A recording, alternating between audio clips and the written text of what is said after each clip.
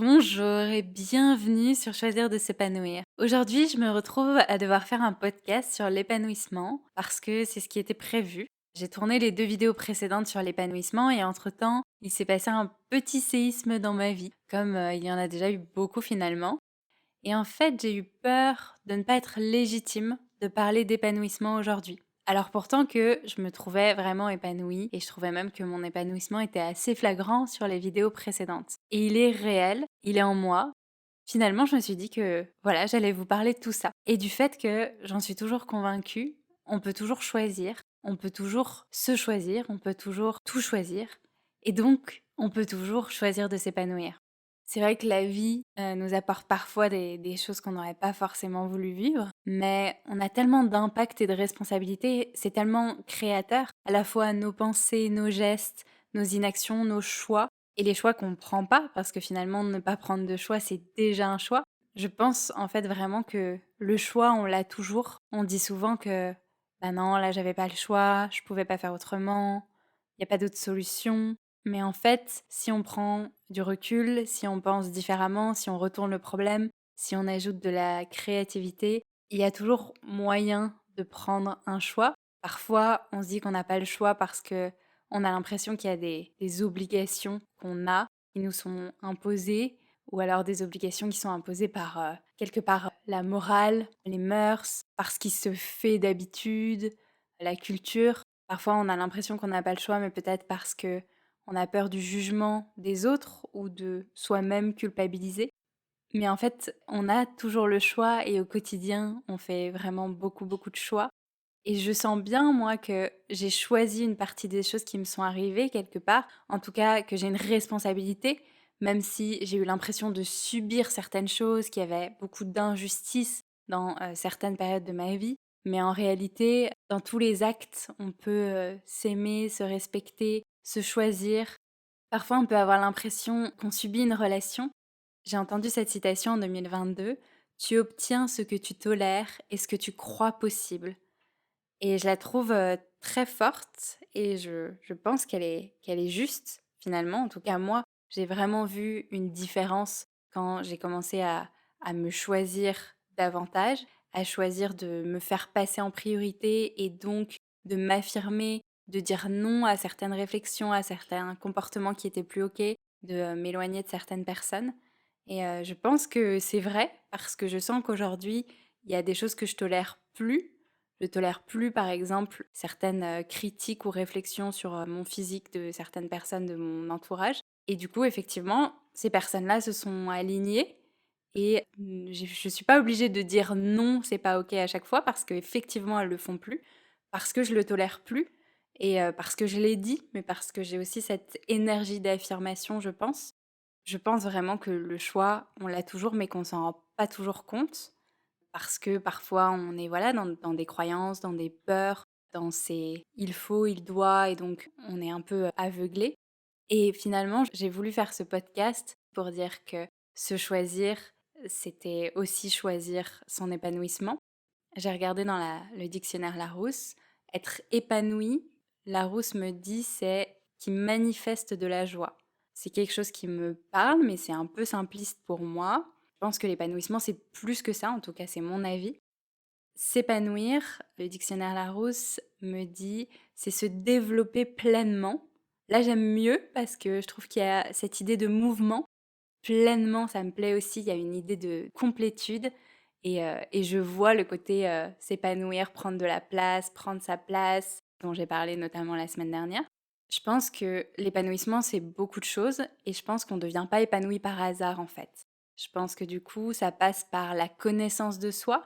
Je pense qu'il y a cette première étape de connaissance de soi, puis après on passe par de l'amour de soi, la confiance en soi. Moi, je pense que l'estime de soi, de manière générale, elle est très centrale dans l'épanouissement. J'imagine pas qu'on puisse être épanoui et ne pas s'aimer.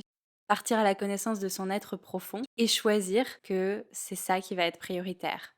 C'est se choisir et c'est pour ça que j'appelle ce podcast «Aujourd'hui je me choisis» parce que je pense que l'épanouissement, c'est un choix.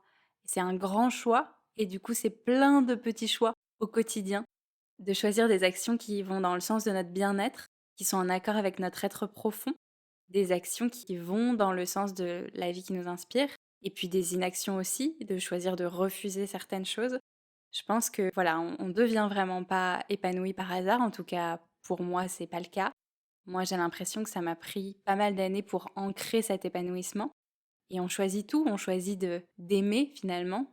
On choisit tous les petits actes qu'on va faire, mais on choisit aussi nos pensées, les pensées dévalorisantes ou au contraire des pensées réconfortantes. On a vraiment le choix et on est responsable de notre vie. On peut choisir d'être créateur ou de subir davantage. Et je trouve que ça donne beaucoup d'espoir aussi. C'est pour moi assez enthousiasmant de se dire, bah, en fait, je peux tout choisir tous les jours. Chaque jour peut être différent. Je peux tous les jours faire des choix différents qui m'honorent plus, qui sont plus en accord avec moi, avec mes valeurs. Je peux me prioriser chaque jour un peu plus. Et du coup, on sort de ce côté un peu victime aussi qu'on peut avoir. Et moi, j'ai été vraiment beaucoup là-dedans, de se dire, bah, la vie, c'est pas juste. Il m'est arrivé plein de choses. Ok, peut-être qu'il y a des événements que t'as pas choisi, quelqu'un qui décède, ta responsabilité sur ce moment-là est limitée, mais en fait, qu'est-ce que tu en fais? Qu'est-ce que tu choisis derrière? Il y a des milliers de choix qui découlent de tout ça. Comment tu vas faire ton deuil? Qu'est-ce que tu vas apprendre de tout ça? Qu'est-ce que tu vas créer? Qu'est-ce qui va sortir? Donc choisir beaucoup de choses pour soi, en accord avec soi, ne plus se trahir, ne plus se laisser tomber, ne plus arrêter de se respecter, ne serait-ce que quelques minutes. Et je trouve que c'est pas toujours facile parce que parfois on se rend pas totalement compte qu'à ce moment-là, on s'est pas totalement respecté, qu'on s'est pas priorisé. C'est aussi une histoire de conscience, d'être toujours en conscience, connecté à son être profond, à ses valeurs. Donc c'est vrai que moi je trouve que c'est pas toujours très évident, mais en tout cas c'est possible. Et c'est possible pour tout le monde. Tu peux choisir l'épanouissement, tu peux vraiment le faire. Aujourd'hui, demain. Un choix, ce n'est pas très long finalement. Il y a une prise de conscience et après un choix, ça peut se prendre en une seconde. Un choix, un engagement. Il n'y a rien qui est fondamentalement ancré. Il n'y a que des croyances, des peurs. Parfois, on pense qu'on n'a pas les capacités, que ça ne peut pas changer, qu'on ne mérite pas le bonheur, qu'on ne mérite pas d'être aimé. Mais en réalité, voilà, ce sont des croyances, des peurs, des idées auxquelles tu es attaché. Tout se change, tout évolue, on peut progresser dans tous les domaines, on peut vraiment transformer sa vie du tout au tout, et on peut vraiment choisir d'aller vers l'épanouissement. Et finalement, je me sens vraiment légitime de parler d'épanouissement aujourd'hui, parce que l'épanouissement, c'est en soi. Et parfois, il y a certains nuages dans la vie qui passent devant cet épanouissement, mais s'il est vraiment construit, ancré, il reste là et ça nous aide aussi à passer les chocs, les moments difficiles. Et je l'ai tout de suite senti lors de ce dernier séisme, et on espère toujours que ce sera le dernier, mais la vie est pleine de surprises. J'ai senti que je m'aimais vraiment, que ça changeait la donne, que je me suis tout de suite fait passer en priorité, que je me suis tout de suite fait des autocâlins, que finalement ma démarche n'avait pas changé dans la rue, qu'il y avait toujours de la confiance, de la fluidité, et que finalement ces nuages allaient partir beaucoup plus vite. Je ne sais pas si les douleurs sont moins fortes, mais en tout cas, ça dure moins longtemps et on les gère plus facilement. C'est comme un arbre qui est vraiment ancré et qui tangue, mais qui ne va pas tomber, qui ne va pas se déraciner. Et c'est pour ça que j'ai vraiment envie de faire passer le message aujourd'hui que on peut toujours aller vers plus d'épanouissement et que c'est vraiment d'ailleurs ce que je t'invite à faire en ce début d'année 2023. Te choisir, de choisir ton épanouissement, qui est très personnel bien sûr. Ça dépend de tes valeurs, de ton être, de ce que tu aimes, de tes rêves, de tes envies, de qui tu es finalement. Peut-être que les conséquences de ce choix seront pas toujours évidentes. Il y a des choses qui vont peut-être te faire peur, parce que se choisir, c'est pas toujours évident, mais c'est un choix incroyable, un choix d'amour qui, selon moi, te portera et t'apportera tellement de choses. Une vie plus sereine, plus en accord avec toi, tes valeurs, tes aspirations. Au fond, tu es la personne avec qui tu vas passer toute ta vie, la seule personne avec qui tu vas passer toute ta vie. Si tu te choisis vraiment, si tu t'aimes vraiment et que tu décides de marcher vers l'épanouissement, vers ton épanouissement, je pense que ça peut tout changer. J'enregistre ce podcast quelques jours après ce dernier séisme et en fait, je me sens déjà beaucoup plus apaisée.